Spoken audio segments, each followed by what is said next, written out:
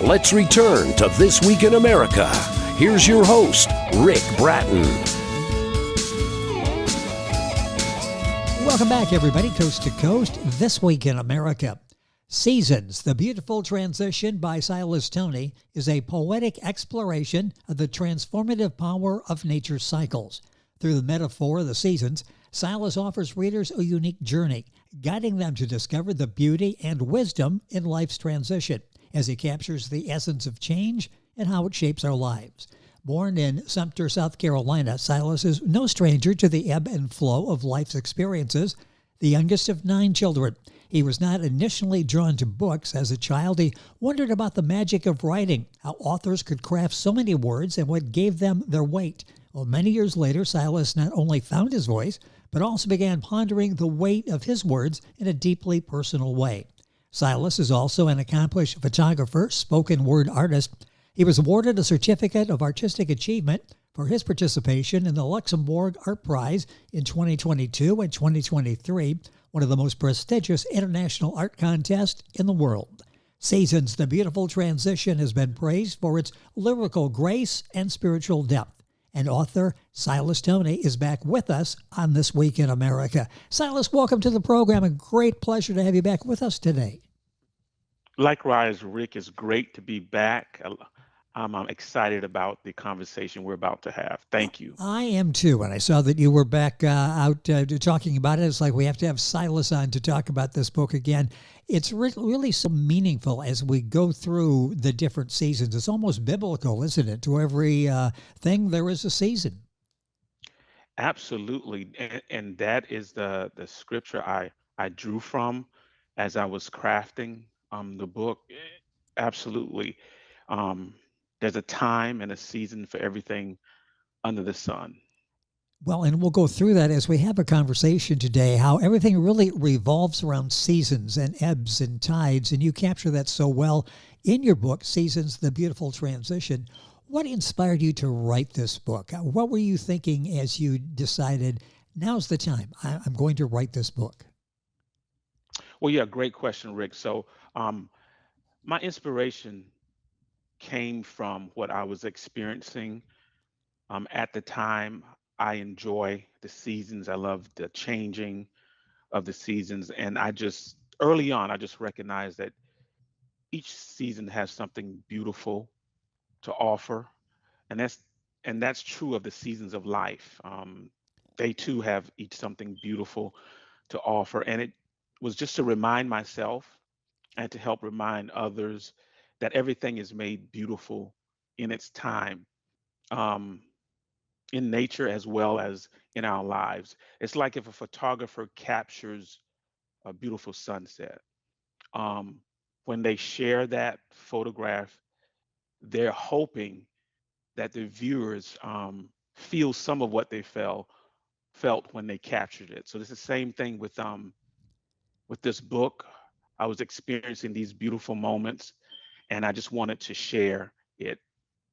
You know, it's interesting. Were you surprised at the reaction you're getting? Because people like me read it, they think about it, and it's like, boy, this is really impactful. This really says a lot about life. And rather than try to get through a season quickly, we should stop and embrace it, shouldn't we? Absolutely. And it really is. It's surprising, but it is really what I hoped for, what I prayed for when I was writing the book. The responses I'm getting, the feedback is causing people to rethink, to reflect, and to really, accept the fact that change is one of the constant things in our lives, and how we handle it really matters. And seasons, again, this too shall pass. They don't last forever. So whatever season a person may be in, for them to understand that enjoy it, there's joy to be found in it, but realizing that it too shall pass.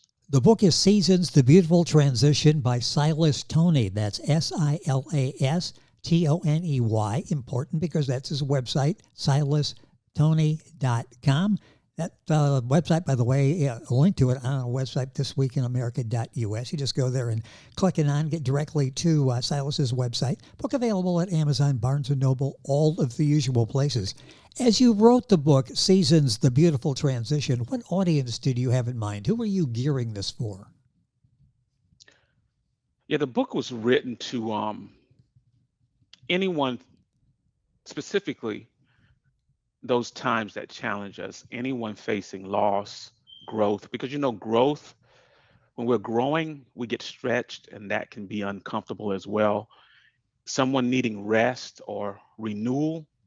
And I hope that each poem seeks to bring comfort, clarity, and courage to the reader. Yeah, I say, who was it designed for? And usually a book has a demographic they're after. This is a book for everybody, isn't it? Whether you're a young person, middle-aged person, an older person going through the various seasons and stages of life. This really applies to all of us, maybe in different ways, but it applies to all of us. You're right. It was really hard to narrow down a demographic because it's life, and we all go through seasons in life. So it really can speak to everyone from 2 to 92, depending on where they are in their life. What do you want readers to take away from reading Seasons, The Beautiful Transition? What do you hope when it's over with, they enjoy it? The pictures are beautiful. We'll talk about that here in a second. But what do you hope the takeaway is, the long-lasting takeaway after reading Seasons? Well, my hope is that hope renewed will be found, that each reader will understand the importance of each season and how they shape our lives, and that also that each person is a gift to the world, and that no one is a mistake. Um, our hard times can cause us to question that sometimes, but we're here intentionally by a God who loves us. And though we have tough seasons, they don't last forever. They will pass. And the book is Seasons, The Beautiful Transition. What's your favorite season? What is there one that you like above all else? Yes, fall is my Yeah, fall's nice. favorite season. I love when it begins to approach. Hopefully now in a month or so we'll be approaching fall. Here in North Carolina, it's extremely hot. Yes. We have hot summers full of humidity. So longing for the fall. It just the fall, there's a calm, a stillness that's, in my opinion, that just falls and rest on the earth during this time. And it just causes for a time of reflection. I think gratitude nationally begins to raise a little higher around as fall approaches. We get prepared for those holidays, the family gatherings, the gift giving, and just really reflecting on the last year, the cool temperatures, the beautiful colors. These leaves are really, they're just dying, but they release such beauty in that process. So even sometimes in death, there's beauty that can be released. We have memories, we have times that we can reflect on, and those things can really help carry us through. And it is this beautiful transition between summer and winter. Can you imagine going directly from summer to winter with no cool down? And it's a beautiful transition. That would be drastic, wouldn't going from 90 degrees to shoveling snow in a couple of days and clearing out the Absolutely. driveway and getting the parka out. So, yeah, we have that nice transition there. What is your connection to the story? Why did this resonate so much with you when you were thinking about putting this book, this compilation of poems together? I think in 2016, it was a difficult time for me financially. And I guess as I was coming out of that, I was reflecting back on that time. And although it was difficult, it was a difficult season in my life, but yet I found beauty in it, through friends and family, those who gathered around me, my church family. There was still so much beauty during that stressful time. And that was 2016. And so I began writing this in 2019, reflecting back on the beauty that was found during that tough season. And the season didn't last forever. It didn't last forever. So yeah, so that's how I personally connect with it. How did you come up with the idea? When did this really sink in that, life is like the seasons we go through? And then you laid this out so well. Had that been in your mind for a while, or was that something when you're in this contemplative state there that you're thinking about? I think I had recognized, really paid attention to the changes in the beautiful season and the things that I like about each seasons and the things that I didn't like. So when I began writing seasons to beautiful transition, it was easy to make that connection. For instance, going into fall here pretty soon. Um, when the fall begins to approach, and this always happens during each season when they're approaching and one is ending, you get almost a taste of fall. You'll have a cool couple of days, Yes. and then it'll get hot again, and then a cool couple of days. Yep. And during that time, I often wondered, like, what is going on with the seasons? What are they doing? What wisdom is summer trying to pass on the fall? What exchange? There's some exchange that must be happening, and those thoughts, really, what crafted how I wrote Seasons to Beautiful Transition. I wanted to almost bring the seasons to life and to show that they too were excited about showing up and sad about leaving. Yes. In the book, you talk about the seasons, and there's this essence of change that the seasons go through. It's a lot like our lives, isn't it? We go through different changes. It prepares us for the ups and downs of what we deal with on a daily basis. That's absolutely true. That's absolutely true. I think they perfectly mirror what we experience as human beings in the and change, again, as I said earlier, change is it's constant. We're going to deal with change, and learning how to deal with it can really help us get through those drastic changes that we're sometimes faced with. So the season definitely reflect that and help us. It helped me better understand dealing with changes in my life. Gratitude is something else that comes out in your book, Seasons, The Beautiful Transition. Talk about that gratitude, even winter, which I really don't like. After I'm reading and reflecting with your poetry on winter seasons, it's like I need to have some gratitude because there's something special that goes into this time of year as well. Absolutely.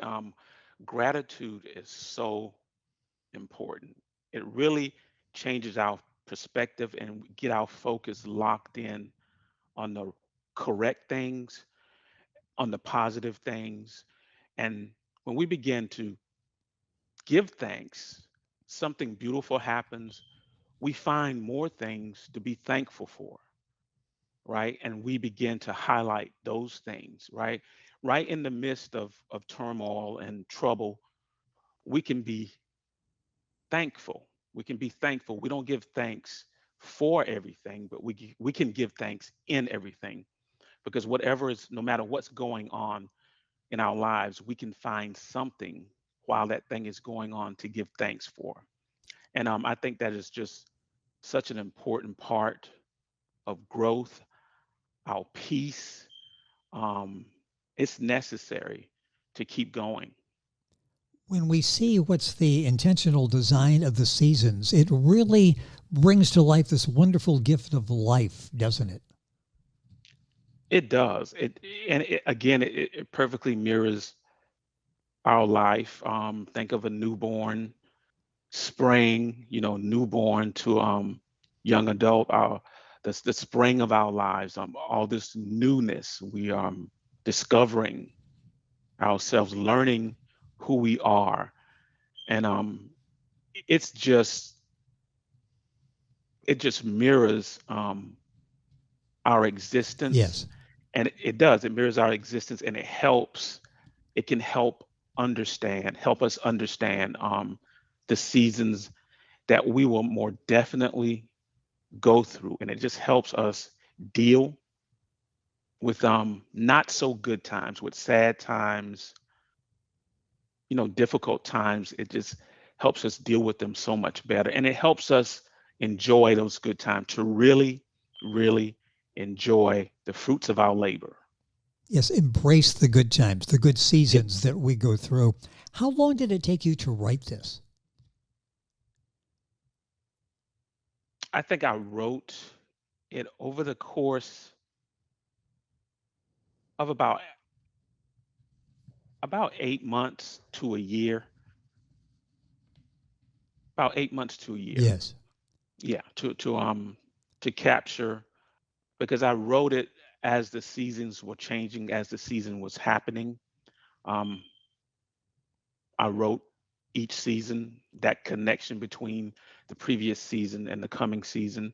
So about 8 months to a year. To put it together, the book is Seasons, The Beautiful Transition by Silas Toney, our guest on the program. That's Toney. His website is silastoney.com. Let's talk a little bit about when you put this together. I mentioned before that you were impressed, even though you weren't into books that much, with writers and the weight of the words and choosing the right words.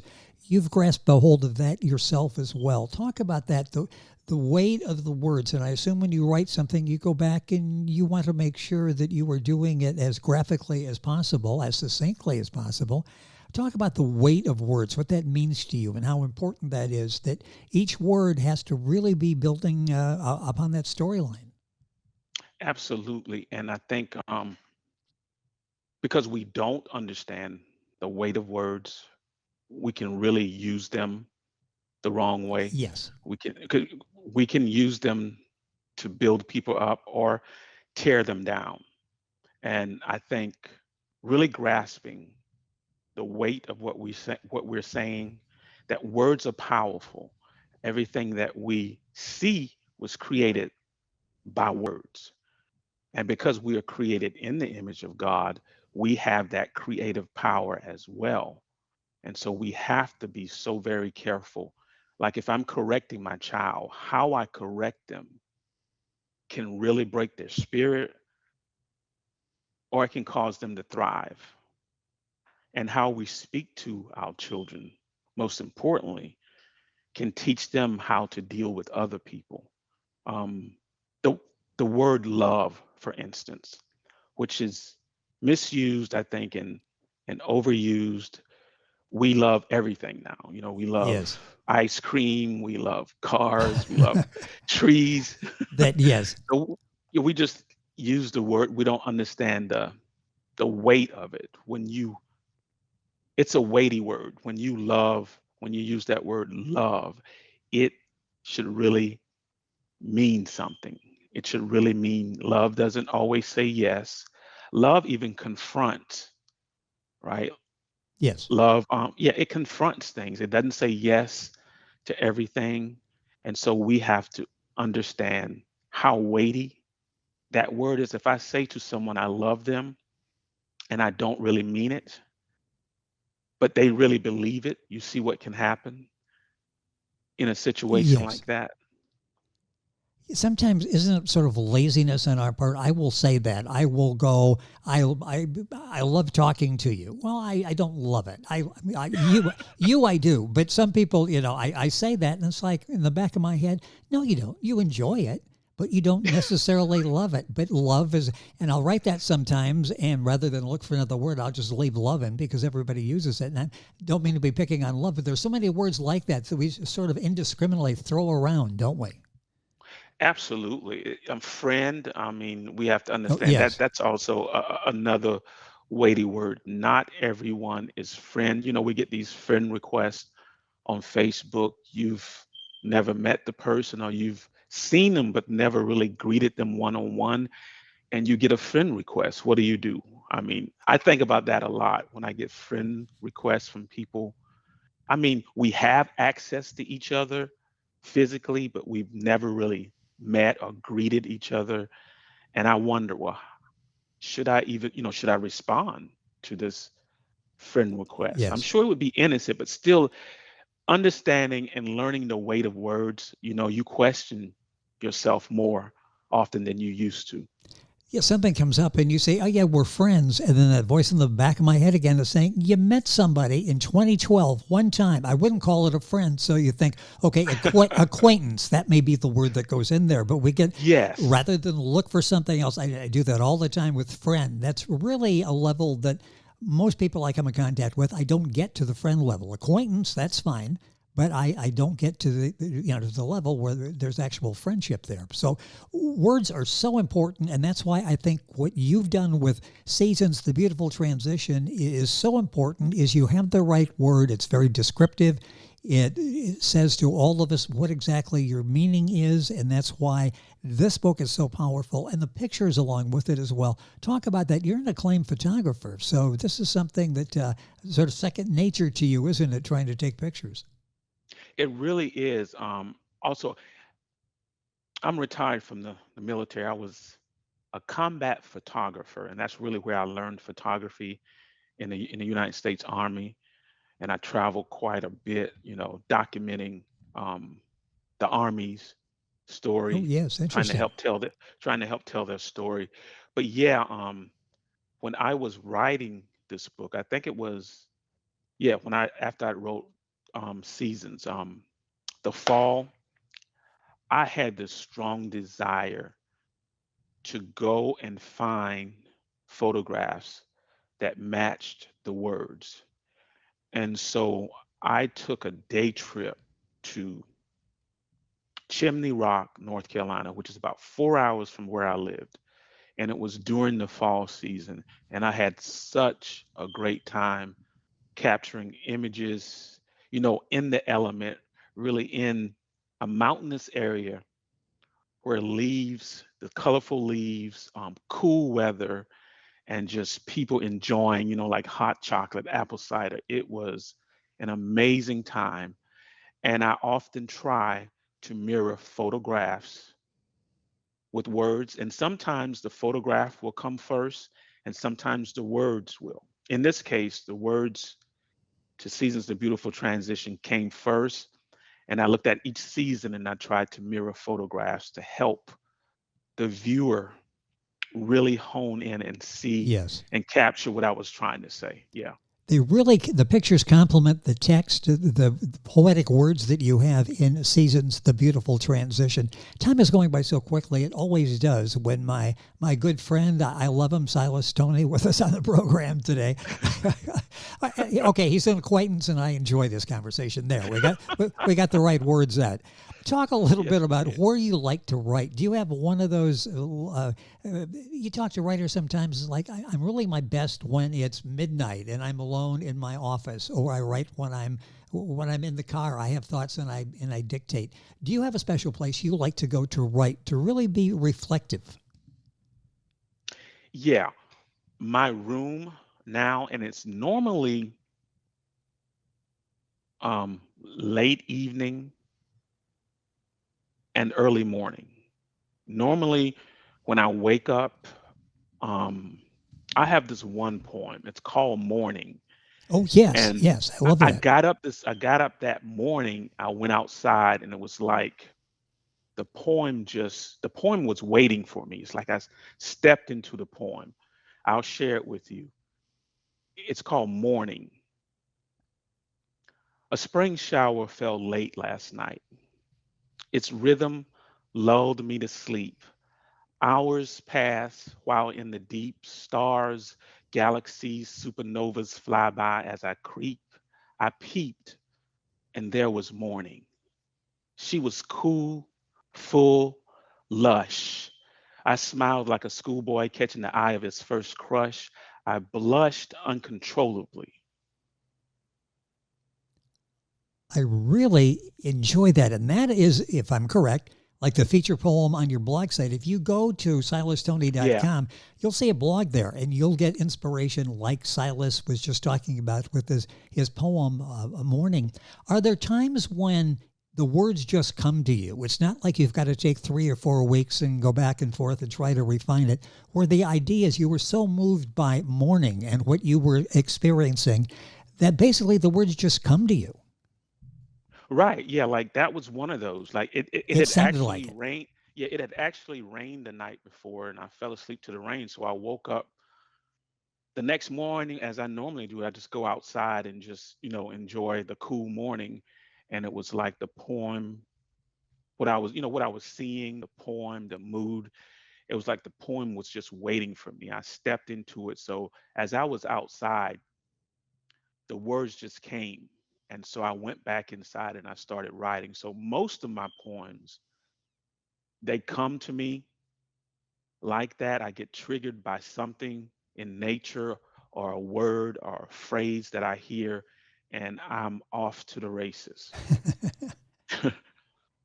You better write it down when you're thinking about it, because if you think, yeah, Absolutely. I can remember this till I get home and I'll write it down. At least for me, that never works. You need to write it down when you're thinking about it, or it's gone forever. We're out of time again. This time always goes by quickly. What do you hope Wow. the reader takes away in reading Seasons? What do you hope is sort of the lasting impression of Seasons, the beautiful transition on the reader? What do you hope that the takeaway is, permanent one? Permanently, um, I hope the reader really begins, one, to enjoy life, to enjoy the season that they're in, right? Yes. Understanding that it too shall pass, and try to learn as much from the season they're in. And also, very, very important to be able to let go of certain things that will do them no good as they step into a new season. Um, be able to let go. And sometimes that even means some people, some friendship, because sometimes people come into our lives only for a season. And if we try to hold on to them too long, it can really hinder us in the new season that we're entering in. So just hope.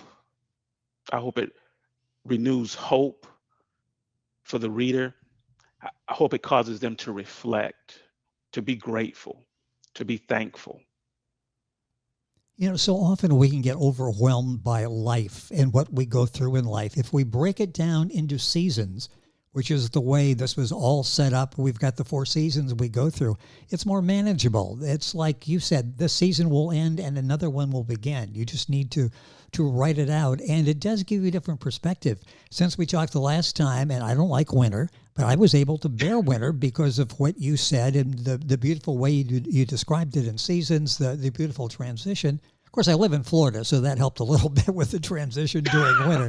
But it was still helpful because it makes you put things in a different perspective, which you've been able to do. What are you working on now? What's next? And if we go to his website, the blog each day, we'll find out little snippets of what Silas is working on. Working on another book, another compilation? I am working on another compilation, and fitting, I think the title is Perspective, the Weight of a Word. Yes. So and it'll be filled with more poems, but yeah, perspective, the weight of a word. Well, I look forward to that, and we can follow the progress of that and when it's available by going to Silas's website. Again, Silas Toney, Toney.com. This book available wherever books are sold, Seasons, The Beautiful Transition. You can get a link directly to Silas's website by going to our website, thisweekinamerica.us. I want to thank Auctorumhouse.com for arranging our conversation today with Silas to talk about the book. Auctorum House, empowering authors, crafting excellence, your ideal partner in the journey towards literary success. And I thank them for arranging this. Silas, it's always a pleasure to have you on the program. Thank you so much for joining us. Continued success with all of your writing, and we'll look forward to having you back again. Absolutely. Just let me know when. Thank you again, Rick. It is our pleasure. Silas Toney, the author of this book, is Seasons, The Beautiful Transition. You'll find it wherever books are sold. You're listening to This Week in America, and we're back on today's program right after these messages. This Week in America is online. You can visit our website, thisweekinamerica.us. Scott Pinkerton, associate producer of This Week in America. Jay Anderson, segment producer. Ben Watson, webmaster. Otto Bechet, director of engineering and TV production. This Week in America produced and is a trademark of Blue Funk Broadcasting, LLC. For information on all of our guests and to listen to this week's show, our website again at thisweekinamerica.us. And I'm Sean Bratton, executive producer of This Week in America.